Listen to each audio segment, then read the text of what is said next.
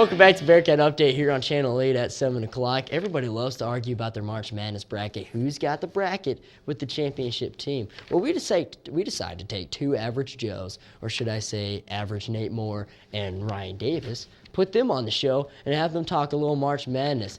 Nate and Ryan, first question, who's going to be the surprise teams this year? Well, one of the biggest surprises to me has been Texas A&M in the Big 12. Normally the powerhouses in the Big 12 are Texas and Kansas, and sometimes you get some other teams thrown in there. But I think Texas A&M, playing as well as they have, they've been a big team. And another big team that nobody's talking about, a big surprise this year, has been Winthrop. Winthrop's from one of the small conferences, but they only have 4 losses on the year. One of them was at North Carolina, another at Texas A&M, and another one was at Maryland. All of those are very, very big schools that are going to make the tournament, are some of the hot teams coming in. And they only have 4 losses. And you're going to see, I don't know what kind of seed they're going to get, but you're going to see Winthrop making some noise in the tournament. They may be this year's George Mason. Oh, that'd be amazing. We all know what George Mason did last year. I'd have to say maybe Texas Tech, Bobby Knight's, resurged the Red Raiders a little bit. They beat KU. Yep. They have a couple good wins under their belt. So I like Texas Tech, and what Bob Huggins has done with Kansas State has been pretty impressive. Now, which team do you guys believe is going to be the hottest team going into the tournament this year? Do you think it's like a Ohio State, maybe a Florida? Who do you think? Well, most definitely, Ohio State has to be the hottest team going in. They've won 15 in a row. A lot of those are in conference play. They've only got 1 loss in conference.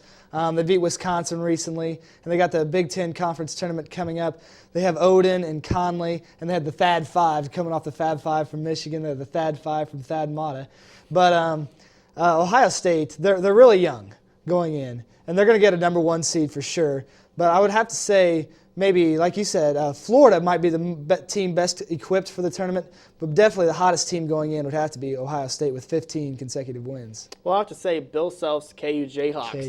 KU. Just in my personal opinion, what they did yesterday is amazing. They always choke toward the end of the stretch, and they were down by 16 against Texas, came back to win, even with, everybody says, Durant getting hurt played a big factor. He didn't get hurt until late in the second half, was able to come back. They've not lost to anybody huge. They beat even Florida when they're number 1. They've lost to DePaul. They lost to Oral Roberts. But I think they finally got their team straightened up, and they're a young team as well. All right, we've already talked about hottest teams. Who do you think is going to be the first team to experience that big upset? Well, one of the big upsets, we saw Duke and North Carolina. They played on Sunday, and that was one of the big games. But Duke, they're only 8-8 in the ACC, which that's 500 in a conference where it's not as up as it usually is.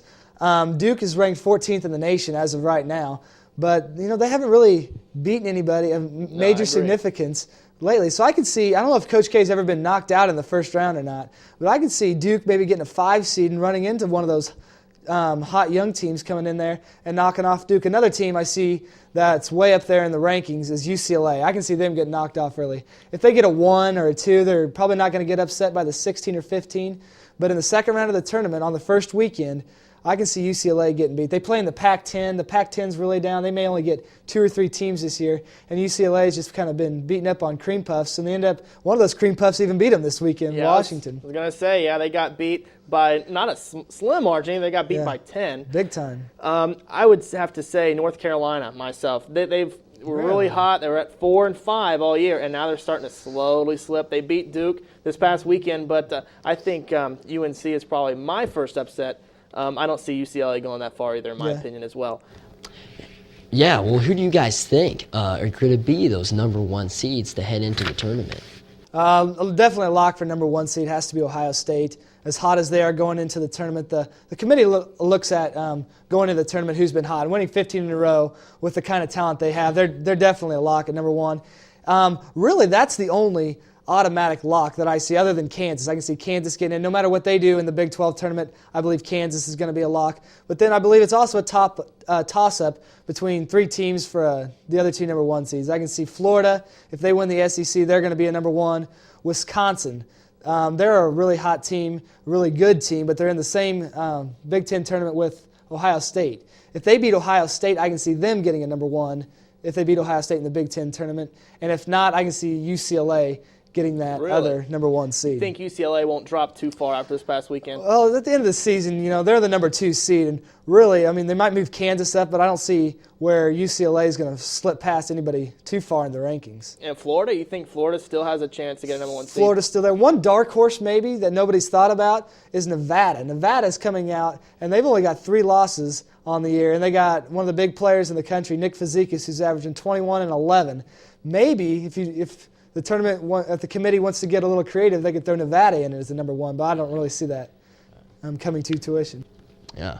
Well, we're in Missouri right now, so Big 12 is a big deal. How do you guys think the Big 12 is standing? I believe the Big 12, normally the Big 12 is kind of clumped together. They have a lot of good teams, but nobody really great. I think this year's different.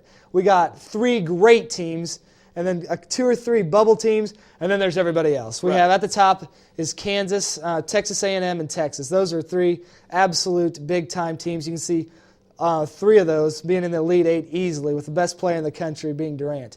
2 bubble teams we've talked about are Texas and Kansas State. Depending on how they do in the Big 12 tournament this week is going to kind of depend on whether or not they get in. And then at the bottom of the league, you kind of have everybody else. You got Colorado and Baylor and Ohio State, or Oklahoma State. They've kind of fallen off the map. And then there's Missouri. I love Missouri to death. And Missouri, they're under a rebuilding year under Mike Anderson. They're 18 and 12. They're actually 6th in the Big 12 right now. But even at Missouri, they've had just terrible losses to Nebraska. And if you get beat by Nebraska twice, you're not going to go anywhere. Yeah, I think last I checked, I think KU beat them by 57. We're not going to get into that. All right, here's my favorite part. Who are your guys' picks? Who do you got going all the way? I can see Florida winning it. Back-to-back national championships. I don't know when the last time that's occurred, but Florida has the experience. When it comes right down to it, they have Horford and Noah and Brewer, and I believe that's 3 guys that nobody else really has.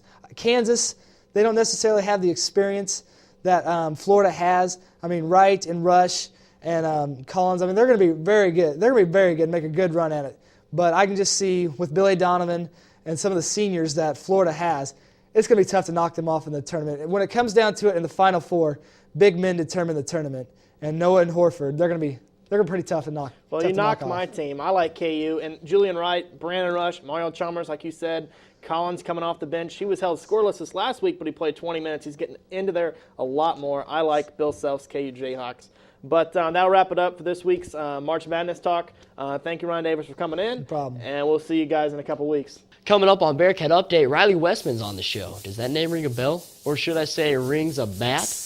Hard-hitting Bearcat All-Stars in the studio. Stay tuned for more bad jokes. Yo, VIP.